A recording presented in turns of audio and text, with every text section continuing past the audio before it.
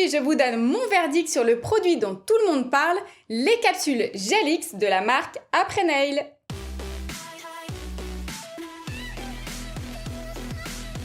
Salut tout le monde, j'espère que vous allez bien. Vous avez été nombreux à me demander mon avis sur le produit tendance d'Après Nail, les capsules Gelix. Alors Gelix, qu'est-ce que c'est? Ce sont en fait des capsules, mais en gel. Disponibles dans plusieurs tailles et plusieurs formes, elles seraient soi-disant une révolution dans le métier des prothésistes ongulaires, car elles permettraient de faire des ongles en gel beaucoup plus rapidement. J'ai donc commandé et utilisé ces capsules sur moi-même. Je vais vous montrer tout le protocole de pose et restez bien jusqu'à la fin de la vidéo pour découvrir mon verdict sur ces capsules Gelix.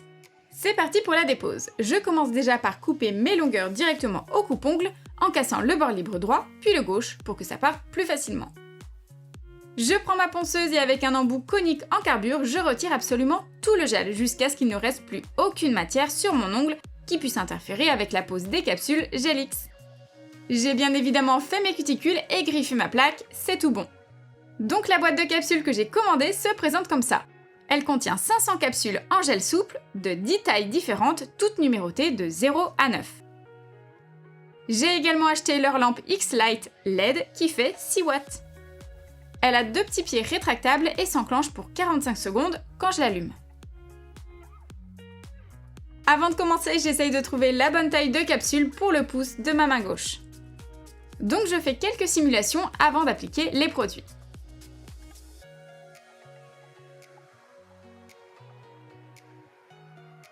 Malheureusement pour moi, la taille 4 est trop petite et la 3 un peu trop grande. Alors je décide de limer un peu les parallèles pour qu'elles fitent parfaitement à la forme de mon ongle naturel.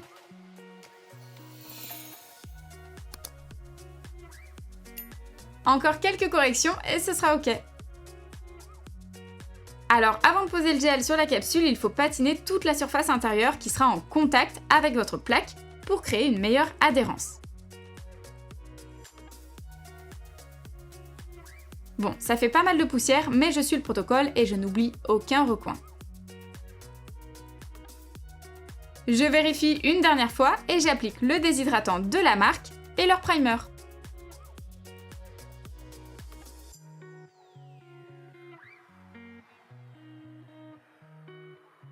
Maintenant, j'utilise l'Extend Gel transparent. Comme sur leur vidéo de démo, j'en mets une petite bille bien sur le bord.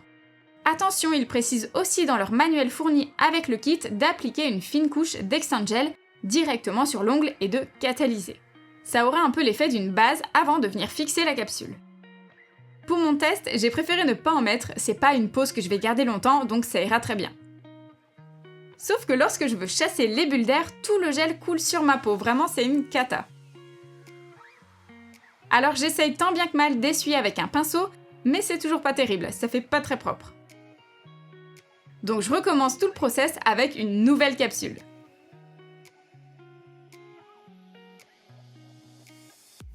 Cette fois j'en ai mis un peu moins, mais ça a quand même un peu coulé sur les côtés. Je file direction la lampe et c'est ok, ça a bien catalysé. Pour l'index, il me faut une taille de capsule plus petite cette fois. J'en essaye plusieurs pour comparer et finalement c'est la 7 qui me correspond le plus. Je fais un petit test de lampe avant parce que travailler sur soi avec cette méthode c'est franchement pas très pratique. Comme il faut appuyer sur la lampe pour l'enclencher tout en maintenant la capsule et en éloignant le flacon de gel. Petite astuce, j'utilise de l'acétone à la place de la ponceuse. Comme ça, pas de poussière, c'est vraiment top, très efficace et rapide. En fait, il va juste rendre la surface toute poreuse et collante. Ensuite, j'applique mon gel Après Nail tout en essayant de doser les quantités. Je place la capsule au ras de mes cuticules sans appuyer trop fort dessus et en chassant les bulles d'air jusqu'à ce que le gel atteigne l'extrémité de mon ongle naturel. Et je viens catalyser directement dans ma grande lampe, c'est beaucoup mieux puisqu'elle détecte les mouvements. Ça prend très rapidement, en 10 secondes, donc inutile de maintenir la capsule très longtemps finalement. Voilà pour la première main, bien sûr il n'y a aucun curve puisque c'est la forme naturelle. Et je n'ai pas du tout l'habitude d'avoir un ongle qui, entre guillemets, pique vers le bas. Go pour la deuxième main, je vérifie quand même les tailles, mais je réutilise les mêmes que pour ma main gauche. Donc il faut aussi que je reprenne les parallèles à la lime qui sont un peu trop larges. Visiblement, mon ongle de pouce ne correspond pas au standard Gelix. Et je fais attention de bien retirer tous les résidus de gel que j'ai limés. Je n'hésite même pas et je prépare ma capsule comme pour les 4 autres grâce à l'acétone, qui sèche assez vite d'ailleurs. J'applique aussi le pH bond et le primer après nail. Cette fois pour le gel, je modifie un peu ma méthode d'application. Finalement, c'est mieux de le répartir sur toute la surface en contact avec l'ongle, plutôt que d'en mettre une grosse quantité au même endroit. En fait, mon conseil, c'est limite de l'étaler. Je l'applique sans écraser ma capsule et jusque-là, c'est ok. Je la maintiens avec mon index et je m'approche de la lampe. Bon, au final, ça a un peu coulé dessous et elle n'est pas ultra droite, je suis pas super emballée, mais c'est pas très grave, je rattraperai ça au limage. On va voir que parfois c'est bien de ruser et de retravailler la capsule. Alors je la curve un peu entre mes doigts pour lui donner la forme idéale avant d'appliquer le gel. Voilà, les 10 doigts ont leur capsule, même pour une première c'était assez rapide je trouve. Par contre, j'avais bien préparé mes cuticules donc je n'ai pas du tout envie d'avoir du gel qui coule sur ma peau. Alors je corrige ça avec mon petit embout en céramique.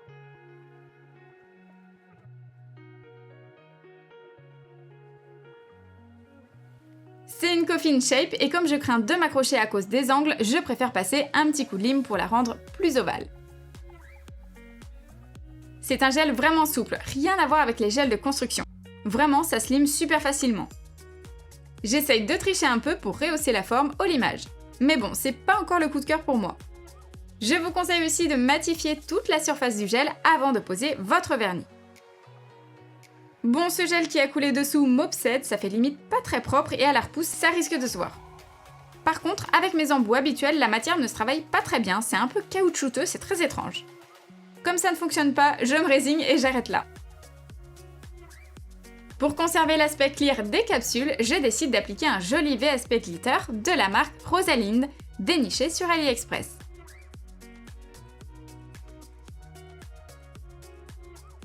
Donc là, rien de particulier, le semi s'applique comme d'habitude.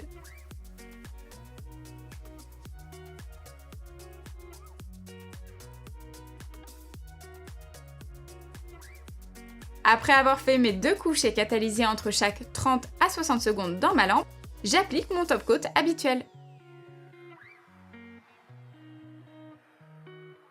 Alors l'aspect général de la pose est correct, on remarque pas forcément à l'œil nu que ce sont des capsules, mais la forme n'est pas parfaite, il y a quand même 2-3 petits défauts. Dites-moi ce que vous en pensez. Alors voici le résultat sur mes ongles, et maintenant on passe au verdict. Les plus. Les capsules sont en gel, donc forcément c'est plus joli, plus solide et plus souple que le plastique. Les capsules étant préformées, vous n'aurez aucune construction gel à travailler. Évidemment, sans limage et sans construction, vous gagnerez beaucoup de temps. Les Gelix sont parfaits pour les débutants et ne demandent pas la maîtrise du gel, on peut même se passer de la ponceuse. Il existe quand même un large choix de capsules Gelix, vous retrouverez toutes les formes classiques, différentes longueurs, avec ou sans bombée. Certaines capsules sont même teintées, ce qui évite donc l'application d'une couleur. Les moins. Forcément, on est bien loin de la tenue d'une construction gel au chablon. Après Nail annonce environ 4 semaines. Malgré le large choix de capsules, il sera beaucoup plus difficile de s'adapter au cas particulier. Contrairement au gel classique qui peut tout corriger. Certaines poses complexes et artistiques ne seront pas possibles. Le kit de base dépasse les 120 €, ce qui reste quand même très cher. Certains concurrents proposent aussi des capsules en gel qu'on appelle méthode américaine à un prix beaucoup plus abordable. Alors peut-être le plus gros défaut de ces capsules, c'est que comme elles sont prévues pour être déposées à l'acétone, le moindre contact avec un produit détergent va altérer votre ongle. Regardez mon ongle, après avoir mis du simple spray désinfectant, il s'est complètement matifié.